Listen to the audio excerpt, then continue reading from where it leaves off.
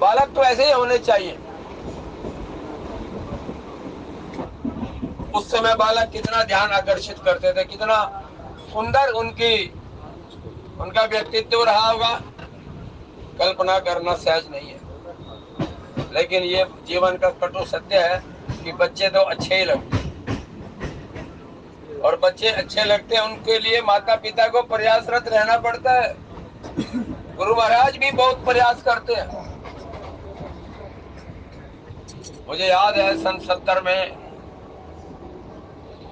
गांव में रामायण का पाठ हुआ, अखंड पाठ हुआ। बोले जी 24 घंटे का अखंड पाठ है। लेकिन मास्टर जी हमारे थे पुनाराम शर्मा, माननीय चिरंजी लाल जी के समधी थे, विद्वान ब्राह्मण थे। वो कहते हैं भाई 24 घंटे में मेरे से कथा नहीं होती, मैं नहीं मानता। अखंड भाग भले ही 24 घंटे में हो, मैं तो कथा 1 हफ्ते कराऊंगा। उन्होंने संत महात्मा दूर दूर से बुला रखे थे, 1 घंटा 1.5 घंटा 2 घंटे रोज कथा होती। और स्कूल के बालकों को स्टैंडिंग इंस्ट्रक्शन थी, कोई स्कूल छोड़ के नहीं जाएगा, कथा से छोड़ के कोई नहीं जाएगा, नहीं तो 1 हफ्ते की एब्सेंट लगा दूंगा और स्कूल में से नाम काट दूंगा। हमारे गांव में कई लोगों ने एतराज किया, क्योंकि ये तो मास्टर की बड़ी मनोबली होगी। शिकायत राय थाने में जाके कंप्लेंट करने चले गए। चांस की बात है, उन्हीं पुनाराम शर्मा जी का सगा भाई हमारे हरियाणा पुलिस के आईजी साहब थे। अब थानेदार जी को भी बड़ी चिंता हुई, मैं अगर इनके खिलाफ रिपोर्ट दर्ज करूंगा तो आईजी को क्या जवाब दूंगा। उसने फोन कर दिया, इधर से हमारे यहाँ चौधरी जसवंत सिंह चौहान एमएलए को ले आए, आईजी साहब आ गए, महात्मा जी कथा कर रहे हैं। कथा करते हुए बात ये हुई, भाई हाँ जी कैसे हो, क्या हुआ। महात्मा जी कहते हैं जी ऐसा है, हमने पुलिस की पावर भी देखनी है और मिनिस्ट्री की भी देखनी है, पर राम की पावर देख लो। आगे बैठ जाओ चुपचाप, ना तो आईजी साहब कुछ बोले और ना वो एमएलए साहब कुछ बोले। 2 घंटे 2.5 घंटे कथा सुन के चले गए। कुछ न कुछ दान दक्षिणा भी दे गए, आशीर्वाद भी बच्चों को दे गए, और 5-5 10-10 मिनट की उनकी स्पीच भी करवा दी। आईजी साहब ने कहा देखो ऐसे है जी, बालक बढ़िया बनने चाहिए, क्योंकि जी जब तक सत्संग नहीं होगा बालक बढ़िया नहीं पढ़े। ये बात याद रख लेना, वो समय था सर। आज मास्टर बच्चों को कह नहीं सकते, मैं आपको सच बात बताऊं। एक स्कूल में मास्टर ने बच्चे को थप्पड़ मार दिए 2, बच्चे की दांत हिल गए। पेरेंट्स गए मास्टर जी के पास, तो कहा मास्टर जी ये देखो ना बालक, क्या आपने 2 थप्पड़ मार दिए, इसमें वजन देखो 17-16 किलो वजन का बालक 4th क्लास में पढ़ता है, इसका बताओ क्या करा आपने, इतनी जोर से मार दिए। मास्टर जी ने कहा जी हम भी तो खूब पिटा करते थे। बच्चे के बाप ने बोला जी तुम बाकड़ी खाने वाले थे, जी चिप्स खाने वाले थे। भाई खाने में सुधार कर लो, भोजन बढ़िया लो, बढ़िया। जब तक हमारे माता पिता हमारे पे अपना रोब नहीं रखेंगे तो हमारे भाग जाने की, छिटक जाने की पूरी संभावना है। मैं कई बार एक उदाहरण दिया करता हूँ, माननीय तरुण सागर साहब का। 35-40 साल पहले उनको कभी सुना करते थे। एक हमारे जैन साहब थे, वो तो हमें हर बार ले जाते थे जब भी उनको मौका लगे, कि सारा दिन कमाने में लग रहे हो, बालक पता नहीं सूरज निकम्मे लिखना है, अच्छे लिखना है, चल यार अपनी जीवन शैली तो बदल जाएगी। हम उनके यहाँ जाते वो कहा करते थे, बोला कहीं भी जाओ सत्संग में बच्चों को लेके जाओ, और नहीं जाओ ना तो थपड़ा के ले जाओ।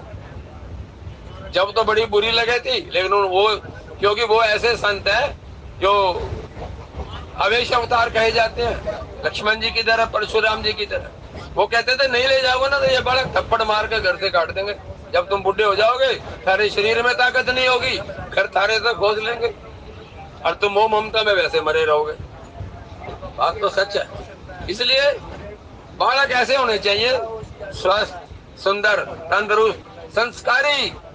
श्री राम जय राम, जय जय राम, श्री राम जय राम, जय जय राम, श्री राम जय राम, जय जय राम, श्री राम जय राम, जय जय राम, जय जय विघ्न हरण हनुमान। और इस प्रकार परशुराम जी महाराज ने राम लक्ष्मण को देखा तो एक टक देखते रह गए। कहने लगे हो ना हो ये बालक कोई खास है। और यही स्थिति जो है जनक जी महाराज की भी थी। जनक जी ने देखा तो उनको लगा, और विश्वामित्र जी महाराज ने बताया कि दशरथ के पुत्र है। जनक जी ने देखा लेकिन बहुत गहराई से नहीं समझ सके। आगे चल करके पता लगता है ना दोनों बालक कैसे हैं। जब झगड़ा होने लगा तो श्री राम जय जय राम, जय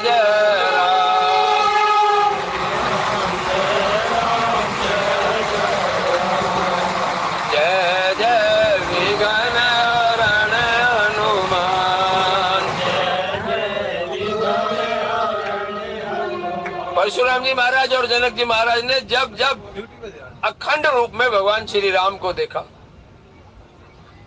लक्ष्मण जी महाराज को देखा, जब तक तो शांत रहे, लेकिन परशुराम जी महाराज की अचानक दृष्टि कहां पड़ी?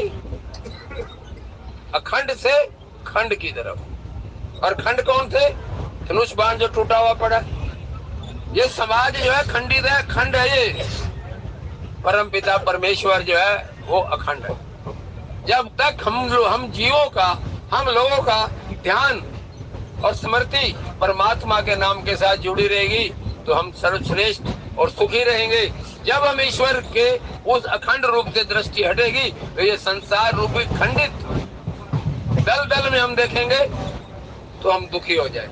ये स्थिति जो है परशुराम जी की भी हुई। तुलसीदास जी ने लिखा, किंकर जी महाराज समझाते हैं, जब तक परशुराम जी ने राम लक्ष्मण को देखा तो शांत रहे, लेकिन जब वहां से दृष्टि हटी और टूटे हुए धनुष को देखा तो क्रोध में आ गए और बड़ी बहस हुई। और बहस में लक्ष्मण जी महाराज ने हिस्सा लिया। क्यों? पूछा ये धनुष किसने तोड़ा? मैं उसके प्राण ले लूंगा, मौत के घाट उतार दूंगा। इसका मतलब यही था।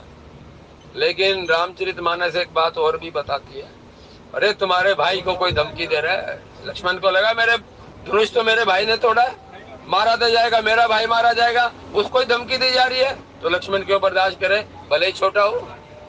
रामचरितमानस यही कहती है कि भाई भाई में प्रेम इतना होना चाहिए। संसार के किसी भी ग्रंथ में 4 भाइयों का जिक्र नहीं मिलेगा जो इतने प्रेम से रहते हो।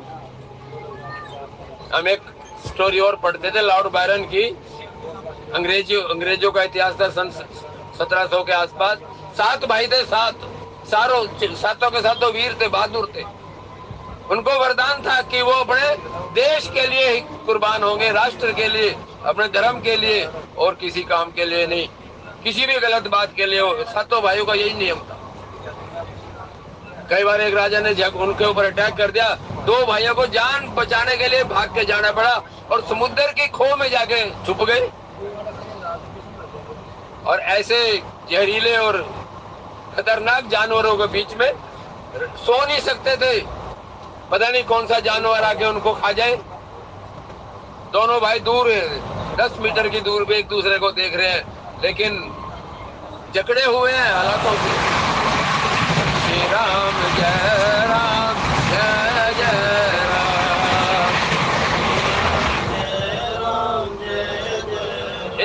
एक चमत्कार हुआ, बड़े भाई की आंखों में आंसू आ गए, उधर से छोटे भाई की आंखों में आंसू आ गए। बड़ा भाई कहने लगा छोटे को, भाई तू क्यों रो रहा है? छोटा कहता है मेरे होते हुए मेरे बड़े भाई को कष्ट हो रहा है, मैं रो नहीं तो क्या करूं? तो छोटे ने पूछा, भाई तू मेरा बड़ा भाई है, तू क्यों रो रहा है? बोला मेरे होते हुए छोटा कष्ट भुगत रहा है। छोटा कहता है मेरे होते हुए बड़ा कष्ट। ये सर ये प्रेम ये कहां से बात आई? ये आपको गुरु गोविंद सिंह जी के जो बादशाह थे, चारों लाड लेते होते, उनकी जब उनको दीवारों में चीना जाने लगा, बड़े की आंखों में आंसू थे।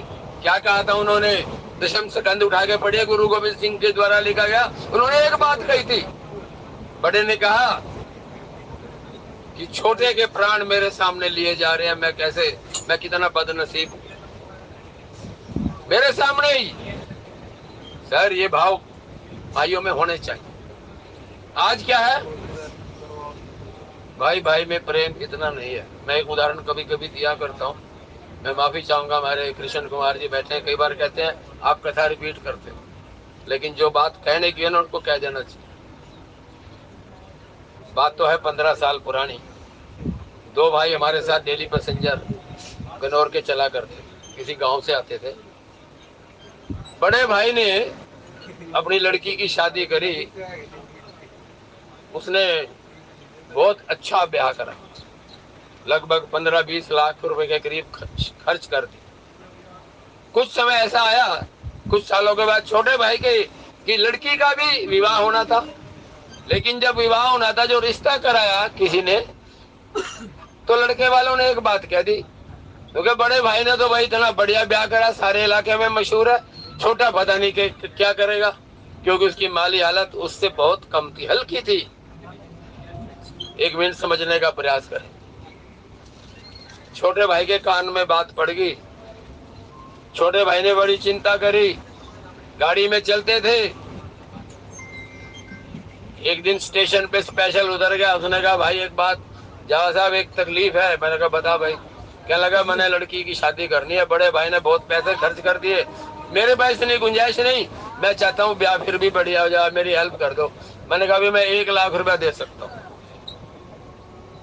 2 साल 3 साल तक 1 रुपया ब्याज नहीं लूंगा, मेरे DNA में ब्याज खाना नहीं है। क्या लगा भाई ठीक है। किसी तरीके से ये बात हमारे बीच में चलने वाले के कान में पड़ गई। उसने बड़े भाई को कहा उसके, तो कहा भाई तेरा छोटा भाई भी जो है लड़की की शादी कर रहा है, मैंने इतना पैसा खर्च कर दिया, पता उस लड़की, छोटे भाई की लड़की की ससुराल वाले भी उम्मीद कर रहे हैं कि ये भी ऐसा करेगा। भगवान जाने उसको क्या सन्मति आई, लेकिन थे दोनों रेगुलर रामायण के डब्बे में बैठने वाले। एक बात ध्यान में आ गई, बड़े भाई ने पता नहीं क्या जी में आई, 20 लाख रुपए छोटे भाई को लाके दिया। क्या लगा ये 20 लाख रुपए ले ले भाई, तू, ये मेरे बाप की पोती है जिसका मैंने ब्याह करा है, वो भी मेरे बाप की पोती है जिसका तू ब्याह कर रहा है। हमारे बाप की आंच में कोई, उसकी शान में कोई थकावट रुकावट नहीं आनी चाहिए। बढ़िया से बढ़िया ब्याह करियो, मैं तेरे साथ खड़ा हूँ। जो कई साल से बोलते नहीं थे, 2 खूंट के ऊपर झगड़े चल रहे थे, खेती बाड़ी के बारे में भूल गए। और याद रखना, जब रामानंद सागर ने रामायण आरंभ करी, लगभग 1700 मुकदमे जो है सुप्रीम कोर्ट में भाइयों में आपस में प्रेम से जो है सुलझ गए, एक दूसरे के प्रति त्याग और प्रेम की बात। कभी आप कुमार विश्वास जी को सुने, वो बताते हैं कि उनके पास भी ऐसी परिस्थिति, पीलीभीत में कोई भाई भाई का झगड़ा चल रहा था, जब उन्होंने रामचरितमानस का भरत और शत्रुघ्न, राम और लक्ष्मण का प्रसंग सुना, तो उसने क्या दिया कुमार विश्वास को कि मैं अपने जा रहा हूँ कथा सुन के, मैं अपने भाई से समझौता करके आऊंगा, मैं कहूंगा जो चाहिए ले ले भाई तू, लेकिन आज के बाद हम कोर्ट में नहीं मिलेंगे, घर में मिलेंगे। मेरे भाई, ये रामचरितमानस है, अगर आप लोगों की थोड़ी सी भी समझ आ जाए तो जीवन समझ आ जाएगा। ये वो बालक थे, ये राम और लक्ष्मण। और मुझे तो कहना चाहिए कि हम लोग रोज राम कथा सुनते हैं, अगर हमारे में कोई सुधार नहीं आता तो दोष राम कथा का नहीं है, दोष में आप श्रोताओं का भी नहीं लगाता, ये दोष मैं वक्ताओं पे लेता हूँ कि हमारे वक्ताओं के आचरण में खोट है। जब तक मास्टर का चरित्र बढ़िया नहीं होगा, जब तक मास्टर की पढ़ाने की शैली बढ़िया नहीं होगी, तो बालक पढ़ भी नहीं सकते। मास्टर को विशेष प्रयास करना चाहिए। और हमारे बीच में माननीय कृष्ण कुमार जी, हमारे जो है, हमारी जो रामायण के डब्बे हैं सबके जो है चीफ है ये, तो इनको भी मैं कहता हूँ, सभी वक्ताओं को कहो कि अपनी तैयारी के साथ आया करें, लोगों को सुनना चाहिए। अगर रामायण के डब्बे में हम लोग कथा करते हैं और कोई सुनने में, कोई मोबाइल में लग रहा है, कोई मैगजीन में लग रहा है, कोई बातों में लग रहा है, तो दोष उनका नहीं है, दोष कथा करने वालों का है। पहले मास्टर कहा करते थे, अगर बालक मास्टर के होते हुए शरारत कर रहे हैं तो दोष मास्टर का है, बालकों का नहीं है। अरे मास्टर का स्वभाव इतना बढ़िया होना चाहिए कि बच्चे तरसे उस मास्टर की शक्ल सूरत देखने के लिए, आशीर्वाद लेने के लिए। ये हमारा प्रयास है। मैं कई बार सोचता हूँ, अगर हमारी कथा के अंदर कोई ध्यान नहीं देता तो उस भाई का कोई कसूर नहीं, हम अपनी ये जिम्मेवारी, नैतिक जिम्मेवारी हमारी है, मैं अपने ऊपर लेता हूँ। हमें तैयारी के साथ आना चाहिए, हमें बताना चाहिए कि हम दूसरे को खुश करने के लिए रामचरितमानस को कैसे परोसेंगे। कथा जो है परोसने वाली बात है, ताकि आपको सुनने में आनंद आए। और ऐसे ही लक्ष्मण जी महाराज को जब बड़ा बुरा लगा कि परशुराम जी ने कह दिया मैं उसको मौत की घाट उतार दूंगा, लक्ष्मण जी से बर्दाश्त, जबकि राम जी ने कह दिया महाराज ये धनुष तोड़ने वाला कोई आपका दास ही होगा, कोई आपका ही सेवक होगा। लेकिन परशुराम जी उस बात को, उस संदर्भ को समझ नहीं पाए। आखिरकार जब उन्होंने कहा कि ये नर बालक तुम काल बस, लक्ष्मण जी को कहा उन्होंने, तो लक्ष्मण जी ने सोचा कि लोग कहते हैं जी मैं शेष अवतार हूँ, और मैं शेष अवतार हूँ, नाग को तो काल का अवतार कहा जाता है। हमारे गांव देहात के लोग बैठे हैं, खेतों में देखते हैं कि पर बटिया पे पड़ा हो तो कितनी मुश्किल हो जाए, हम सड़क गली वो डोली पार नहीं कर सकते, इतनी दहशत रहती है। और जब घर जाके बोलेंगे किसी पड़ोसी को, जानकार को, तो भाई आज तो तड़की तड़क काल के दर्शन हो गए। लक्ष्मण जी ने सोचा मैं काल का अवतार हूँ, ये अपने आप को कह रहे हैं नृप बालक तू काल बस, ये कौन सा काल है? हमारे देहात में कहा जाता है कि गांव में दो बिजार नहीं रह सकते। लक्ष्मण जी ने सोचा पहले ये फैसला हो जाए ये काल के अवतार है कि मैं हूँ।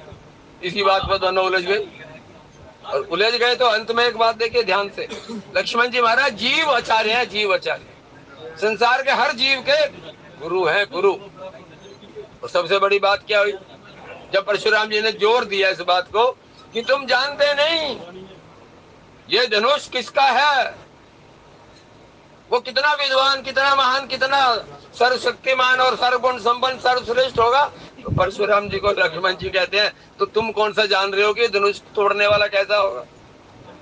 जब धनुष इतना प्रभावशाली आदमी का है तो तोड़ने वाला भी तो प्रभावशाली होगा। अब पल भर के लिए परशुराम जी को थोड़ा सा ध्यान आया, कमाल होगी। लेकिन संत कथा करते हुए बताते हैं कि इतना विचारों में इतना असमानता क्यों, अब तक क्यों नहीं? लेकिन सब ये कहा जाता है, संत कथा करते कहते हैं क्योंकि राम जी वहां खड़े हैं। जब राम जी का प्रभाव किसी जीव पे पड़ता है, भक्तों पे पड़ता है, तो केवल मात्र दृष्टि का ही प्रभाव पड़ जाता है। वाल्मीकि जी महाराज किस प्रकार से, जैसा कि कथा में हम लोगों ने पढ़ा, किस प्रकार से जो है लोगों से लूट खसोट कर लिया करते थे, और ऐसे में जो भी हजारा होता तो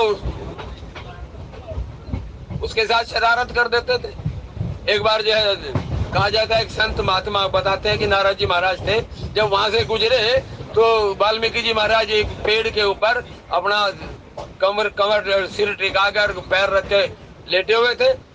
जैसे महात्मा निकले तो वाल्मीकि जी ने सोचा ले महात्मा है, इसके द्वारा कुछ ना कुछ तो पाओगा। बोले बाबा रुक जाओ। बाबा रुके नहीं, चलते रहे। अब वाल्मीकि जी को क्रोध आ गया, जवान लड़का, डरने तो है ही था ही नहीं। फिर जाके धमकाया, बाबा सुना नहीं। फिर गुस्से में पेड़ से नीचे उतर के बाबा के पीछे गया, कान में बोला बाबा सुना नहीं, रुक जा। बोला मैं तो रुक गया, तू कब रुकेगा? ये प्रभाव किस बात का था? जब तक वाल्मीकि जी की दृष्टि नारद मुनि जी महाराज के साथ मिली। दृष्टि मिलने का बड़ा फर्क पड़ता है। ऐसे ही बाली की राम जी की दृष्टि आपस में मिल गई। बाली ने बता राम जी ने बाली को बताया तेने ये अपराध करा, 4 अपराध करे थे ना, जिसकी वजह से तुम्हें दंड मिला। इतनी देर में जब बाली की दृष्टि राम से मिली तो बाली के मन में एक ख्याल आ गया। ख्याल क्या हुआ? राम का प्रभाव पड़ गया। इसी को ज्ञान कहते हैं, राम का अर्थ ज्ञान है। बाली ने मुस्कुरा के कहता प्रभु एक बात बताओ, मैंने सुना कोई पल भर तुम्हें याद कर ले या जिसके ऊपर तुम्हारी दृष्टि पड़ जाए आप सारे पाप हरण कर देते हो, क्षमा कर देते हो। इतनी देर से मैं आपको निहार रहा हूँ, क्या अभी भी मैं आपका अपराधी रहा? राम जी समझ गए कि बाली के अंदर परिवर्तन आ चुका है। जब आप संत की दृष्टि के बीच में आ जाओगे तुम्हारा किंतु परंतु सब मिट जाएगा। इसलिए परमात्मा की कृपा हो जानी चाहिए जब हमें संत मिलते हैं। इसलिए बाली को राम जी ने कहा बाली तुम्हें मैं अभयदान दे दूं। बोला अभयदान दोगे? बोला नहीं। राम जी ने कहा ले लो। बोला अच्छा मैं ले लूंगा पर एक काम करना पड़ेगा। बोले बताओ? बोले ब्रह्मा जी के पुत्र के रूप में जामवंत जी मेरे अंतिम समय मेरा पुत्र, मेरा भाई, मेरी पत्नी, साक्षात जीव आचार्य लक्ष्मण जी और ब्रह्म अवतार श्री राम जी, क्या आप उस समय उपस्थित रहेंगे जब मैं प्राण त्यागने का इच्छुक रहूंगा?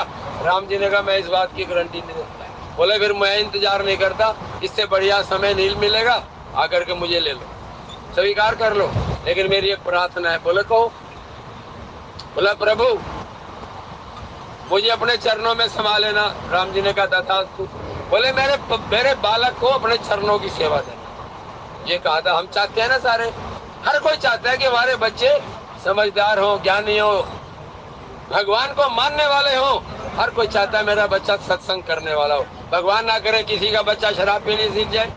उस माँ बाप से पूछिए, उसके दुख की कोई कल्पना नहीं कर सकता वो माँ बाप कितने दुखी होते हैं। किसी का बच्चा जुआ खेलना सीख गया, उनसे पूछो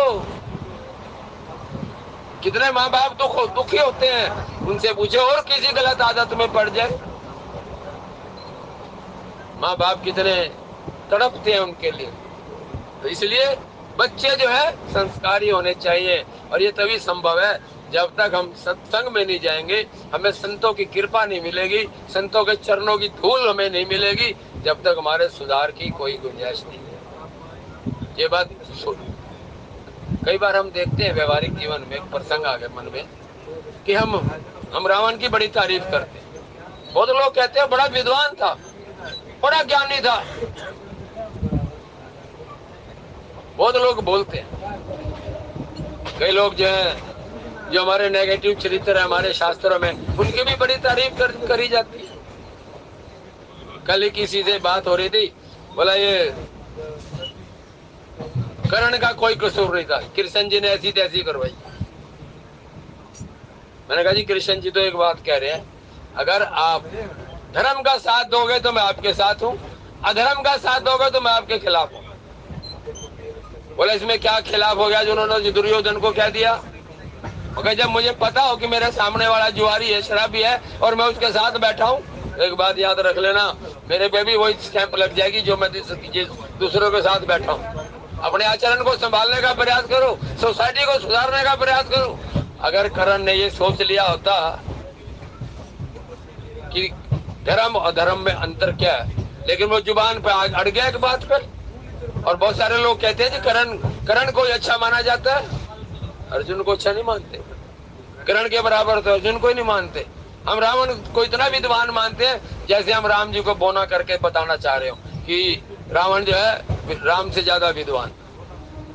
अरे भाई रावण तो कितना भी विद्वान हो, लेकिन मैं एक बात व्यवहार में होता हूँ। वो कहते जी देखो रावण ने जो है सीता को अशोक वाटिका में रखा, मगर भाई ले जाने की क्या जरूरत थी?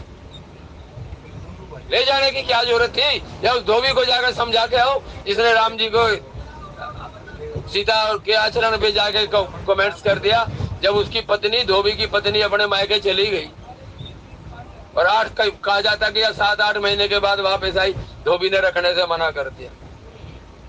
पूछा क्यों? बोला ये मैं राम नहीं हूँ, मेरी पत्नी दूसरे के पास रह के आई और मैं उसको स्वीकार कर लूं। चाहे राम जी ने परीक्षा ली, चाहे राम जी ने, सीता माता ने चाहे कितना भी प्रयास किया अपने आप को बताने का, लेकिन मैं उस जवान से पूछता हूँ, वो कहता है जी रावण विद्वान था। अरे उसका घर तो खराब कर दिया, विद्वान होने का लाभ बता दो मुझे। घर तो खराब कर दिया ना। तो सर सीधी सी बात है, धर्म की व्याख्या धर्म जैसी होनी चाहिए। अगर कोई आदमी अच्छा और गलत हो जाए तो गलती के कारण तो हम उसको याद करते हैं, अच्छाई के कारण तो याद नहीं करते ना। आपका हमारा आचरण इतना बढ़िया होना चाहिए कि हम लोग अच्छाई के कारण जाने जाएं, बुराई के कारण ना जाने जाएं।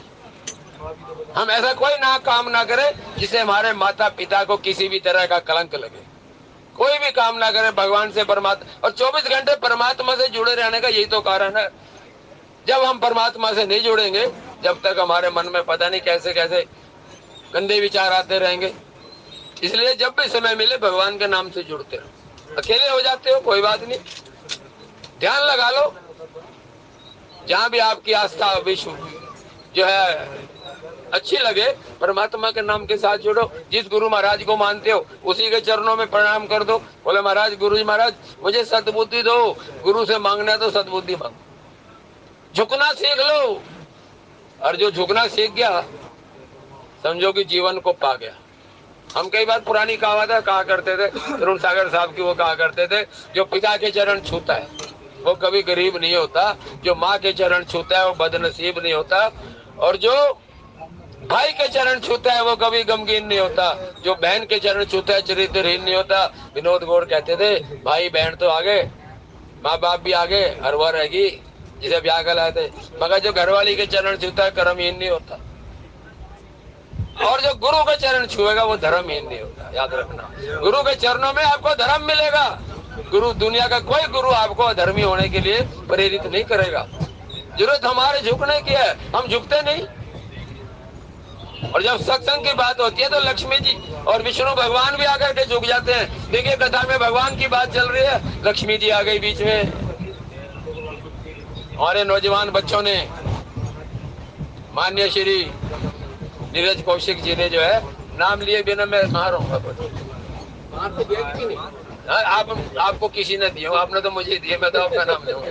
तो भाई लक्ष्मी भी झुक जाती है। लक्ष्मी ऐसे झुकती है सर, जहाँ कथा हो रही हो लक्ष्मी आप थोड़ी चल के आएगी। हमारे ऐसे कर्म थोड़ी कि विष्णु भगवान अपना इलाका छोड़ के हमारे यहाँ आएंगे। तो ऐसे उनका ये लव लेटर है, प्रदेश है, ये हमारा संदेश है हमारे पास। लक्ष्मी कहती है मैं भी आ रही हूँ। तो भाई परमात्मा हमारे बीच में है। और देखो परमात्मा की कृपा ऐसे ही बरसती है सर। परमात्मा करे इन लोगों को जो है लक्ष्मी की कृपा हमेशा इनके भंडार भरे रहे। उत्तम काया हो, घर में माया हो, गुणवंती नारी हो, बच्चे आज्ञाकारी हो, और पड़ोसी ब्रह्मचारी हो। ये ध्यान रख ले, किसी तरीके से धर्मी पल्ले ना पड़ जाए। ये ऐसा जो है संत महात्मा कहा करते हैं। और ये तभी है जब हम भी तो किसी के पड़ोसी हैं। हमारा पहला कर्तव्य है ये। कल हमारे यहाँ पड़ोस में एक शादी थी, बजरंग पूनिया के नाती की शादी। गली मोहल्ले में हम तो पड़ोस में नहीं गए थे, तो एक दो परिवार ऐसे थे जिनको इनवाइट नहीं किया गया, लेकिन कन्यादान दे के आए। तो मैं अभी रास्ते में था, एक ने पूछ लिया, बाबूजी कन्यादान लिखवा दिया? मगर भाई मेरे मुंह से हाँ निकल गई। सही तो बात है, क्यों? मैं घर बोल कर आया था। मैं कहा कन्या, घर वाली कहने लगी साथ वालों को बुलाया, इधर वालों को हमें नहीं बुलाया। मगर कन्या के ब्याह में बुलाने की जरूरत नहीं होती, जाने की जरूरत है। फिर भी अपनी हाजिरी लगवाई। तो कहने का मतलब है सर, ये हमारी संस्कृति है, हमारे विचार हैं, ये होने चाहिए।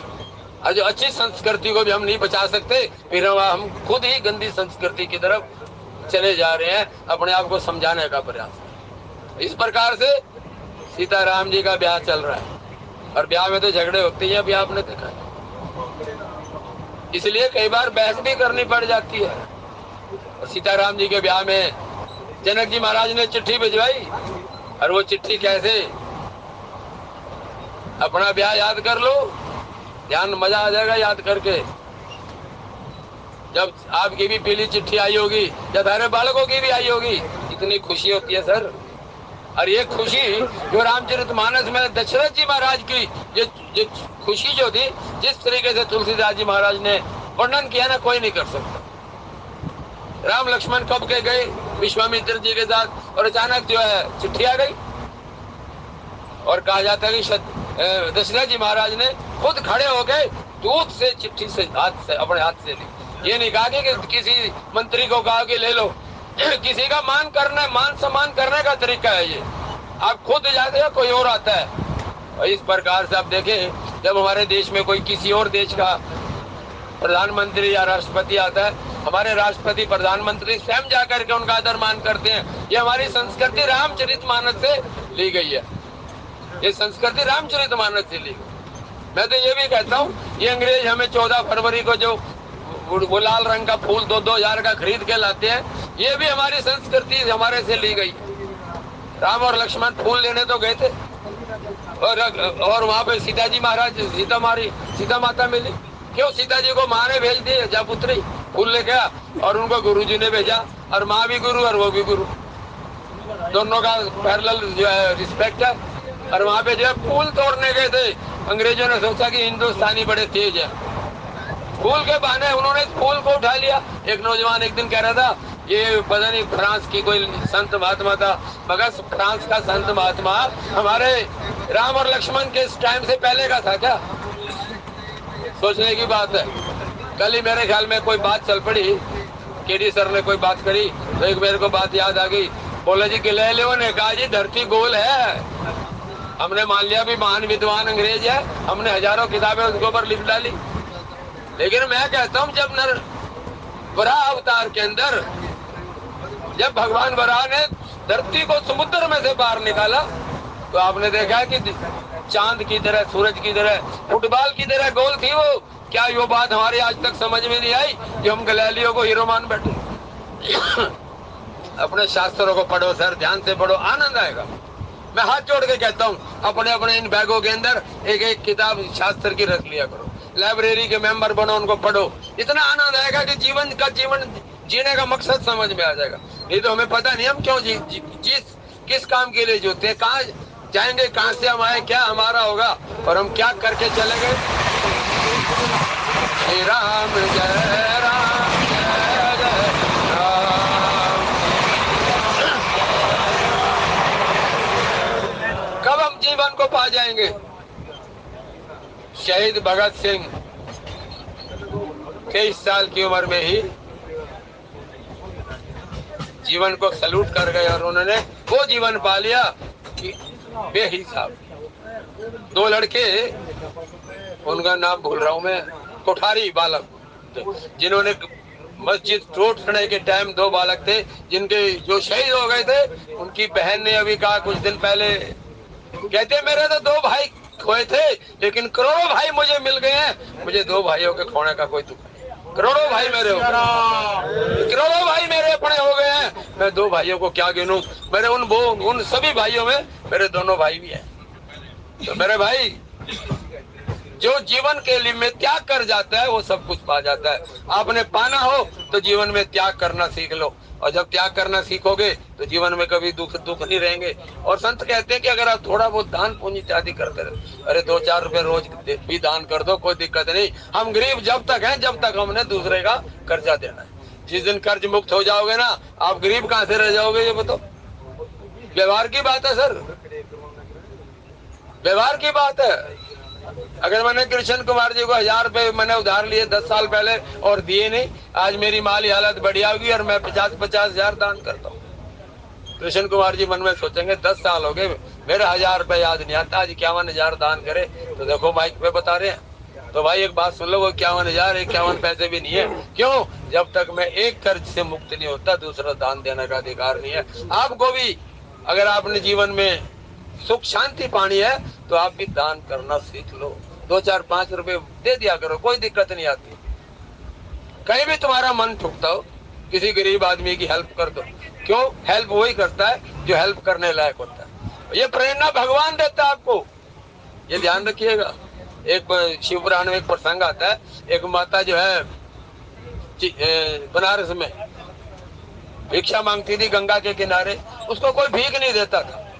वो बड़ी सोचती रहती थी, हे परमात्मा मैंने, हे भोले शंकर मैंने ऐसे क्या खोटे कर दिए, कोई मुझे भीख देकर राजी नहीं। ना जाने किसी दिन कोई अच्छा दिन था, शंकर पार्वती वहां से स्नान करके निकले, उस औरत की नजर पड़ गई। बोले हो ना हो ये जो है जो पति पत्नी आ रहे हैं ना, ये कोई पहुंचे उड़ा, उनकी पर्सनैलिटी ने आकर्षित करा, आगे उनके पाँव पड़ गई। बोले माँ मुझे एक बात बताओ, मुझे कोई भीख नहीं देता, मैं भूखी मर रही हूँ। पार्वती ने शंकर जी को देखा, जो कहते हो क्या करिए? शंकर जी कहने लगे इसके कर्म ही ऐसे, इसने जिंदगी में किसी को दान नहीं दिया, इसको कौन देगा? बोले महाराज मैं तो जगत माता हूँ, पार्वती हूँ, मैं क्या करूँ? मैं किसी को दुख कैसे देखूं? ये सारा संसार मेरे बच्चे हैं। शंकर जी ने कहा अच्छा उसको इसका कुछ काम तो करो। तो शंकर जी ने एक मंत्र दिया, उसको कहा माता आपकी बार तेरे को कोई भिक्षा देना तो आधी तुम खाना आधी किसी को दान कर दे। 2 दिन बाद किसी ने दे दिया, कुछ मान लो 2 केले दे दिए, एक आप खाए पड़ोसी को दे दिया। कभी और कुछ आया, उसके बाद ऐसा कोई दिन नहीं गया उसको भिक्षा ना मिली हो, खाली पेट भूखे पेट सर हम जब तक गरीब है जब तक हम किसी को देते नहीं। जब हम देना सीख जाएंगे तो हमें परमात्मा देना सीख जाएगा, याद रख लो। हम किसी को देंगे तो परमात्मा भी कोई पता है। तो इसलिए प्रयास करें। ये कथाएं, ये सत्संग, ये बड़े ये सहज नहीं है, इसका मान सम्मान करें। यहाँ के जो आदमी खड़ा होता है ना, वो उसकी कोई पावर नहीं है, ये सब आपके श्री चरणों की धूल की कृपा है। यहाँ थर थर कांपने वाले भी यहाँ आकर के हीरो बन जाते हैं, डरते हैं। अब घर जाकर देखना, हवा भी खराब रहेगी, यूं भी नहीं कह सकते बढ़िया चाय बना दी, यही तो हम हीरो है। और हाँ कहाँ पे, ये इसलिए है कि तुम्हारे चरणों की कृपा है, तुम्हारी दृष्टि है, तुम लोग प्यार करते हो, पने प्रेम करते हो, स्नेह करते हो, ममता लुटाते हो। ये तुम्हारी वजह से ही ये सत्संग के डब्बे चले आ रहे हैं, तो इसको चलाए रखो। अभी सोनू जी कुछ दिन पहले रिटायर हुए, कन्नौर चुलकाना वाले, और उनके आंखों में उस दिन आंसू थे। उन्होंने एक प्रार्थना की कि विनोद गौड़ जी ने 36 डब्बे बढ़ाए थे, अब वो डब्बे हमारे लॉकडाउन के बाद कम हो गए। मैं हाथ जोड़ता हूँ, इनको और कम ना होने दे, इनको और कम ना। ये भावना है जो हम इतने सालों से इन डब्बों में चल रहे हैं, तो हमारा प्रेम है इनसे, उनसे सबसे प्रेम है जो आदमी वर्षों से हमारे साथ चल रहे हैं। कई बार कहते हैं गौड़ साहब कब रिटायर होगा भाई, मैं कहा करता था तेरे से पहले तो होगा। अच्छा उनको भी रिटायर हुए 2-3 सालों के, मैं अभी भी काम पे जा, मगर भाई बिल्कुल जाओ। वही कहता होगा मगर 200 साल बाद अपनी अपनी ये अगर भगवान कथा कीर्तन सत्संग देता रहे तो 200 साल भी थोड़े और दे दो। जब राम जी ने सभी अपने मित्रों को विदा करा तो हनुमान जी को भी कहा, और अंतिम समय में भी राम जी ने जब जल समाधि लेने की का समय आया तो हनुमान जी से कहा। हनुमान जी कहने लगे महाराज कहाँ जा रहे हो, बोला मैं जा रहा हूँ साकेत धाम। चलो तो क्या चलूंगा, एक शर्त बताओ, साकेत धाम में कथा मिलेगी? राम जी ने कहा वहाँ कोई कथा नहीं है, वहां तो मैं साक्षात हूँ। तो कहा जी जब मैं आपका क्या करूंगा, मुझे तो कथा सुननी है। बोला फिर? राम जी कहते हैं तुम धरती पे रहे, जहां भी राम कथा होगी ना तू वहीं पहुंचेगा। ये ध्यान रख लेना, जब भी ये कथा होती है ना, राम हनुमान जी महाराज किसी न किसी रूप में हमारे बीच में होते हैं। वो हमारी दृष्टि, हमारी सोच, हमारे विचार है कि हम ना मानते हो, लेकिन परमात्मा ये ध्यान रख ले, जब संत कोई बात कहते हैं तो सच ही कहते हैं, माता पिता कोई बात कहते हैं तो सच कहते हैं, माँ कोई बात कहते हैं तो सच कहती है। तो मेरे भाई कभी भी माता पिता को दुखी ना होने दें, खुश रखे उनको। अगर हमारे माता पिता के चेहरे में संतुष्टि है तो हमें सब कुछ मिल गया। चलते समय माता पिता को प्रणाम करके चलो। अगर मृत्यु लोग छोड़ चुके हैं और चित्र लगा हुआ है माँ का या बाप का, दादा दादी का, चलते समय कहो दादी है तो दादी मैं जाऊं, दादी मैं काम पे जाऊं। 5-10 दिन तजर्बा करके देखो, फिर आपको ये महसूस होगा दादी कह रहे पुत्र काम पे जा। सर वो कहीं नहीं है, अरे शरीर तो नहीं है, बाकी तो ब्रह्मांड में है वो। हम जब याद करेंगे हमें जवाब देंगे, याद रख लेना। जब हम जवाब लेने लायक हो जाएंगे, सीख जाएंगे, तो वो हमें मना नहीं करेंगे। तो आइए ऐसी आज्ञा हुई है कि कथा को विश्राम दिया जाए, वाणी को विश्राम, त्रुटि के लिए क्षमा। बोलिए जय श्री राम। भाई कोई